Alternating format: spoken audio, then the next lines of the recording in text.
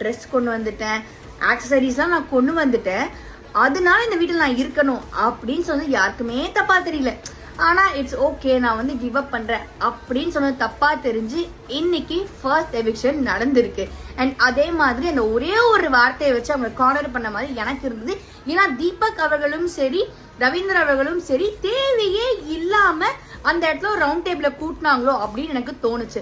Because maybe அது வந்து அவங்க சொல்லாம இருந்து வேற யாராவது கூட எவிக்ட் ஆயிருக்கலாம். ஐ திங்க் அது வந்து ரவீந்திர அவர்களோட ஒரு கேம் பிளானா இருக்குமோ அப்படின்னு எனக்கு தோணுச்சு.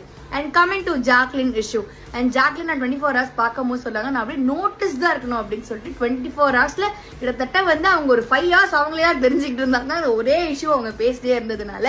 அண்ட் வந்து அவங்களே நாமினேட் பண்ணிட்டு அவங்களே சாரின்னு சொல்லிட்டு போறது வந்து ஐ டென்ட் அக்செப்ட் தட். அது ரொம்ப வந்து அன்ஃபேரா எனக்கு தெரிஞ்சது. அண்ட் அதே மாதிரி வந்து நிறைய பேர் நான் வந்து தெரிஞ்சே ஆகணும், பாரு நான் பேசுறேன் அப்படின்னு பேசின மாதிரி எனக்கு தோணுச்சு. அதே மாதிரி நாமினேஷனுக்கு வந்து அவங்க சொன்ன நிறைய விஷயங்கள் தட் வாஸ் நாட் ஃபேர். ஏங்க அந்த விஷயம் பண்ணதுக்காக நீங்க வந்து நாமினேட் பண்ணுவீங்களா அப்படின்னு எனக்கு வந்து தோணுச்சு. அண்ட் ரஞ்சித் அவர்கள் பாசத்தை அப்படியே அள்ளி திணிச்சு ஓ மை காட் நான் நல்லவன் அப்படின்னு அவரு காமிச்சிக்கிறாரு. ஸோ இன்னைக்கு எபிசோட் நீங்க பார்த்துட்டீங்க அப்படின்னா மறக்காம கீழே கமெண்ட் செக்ஷன் கமெண்ட் பண்ணுங்க. நம்ம நிறைய விஷயங்கள் டிஸ்கஸ் பண்ணுவோம்.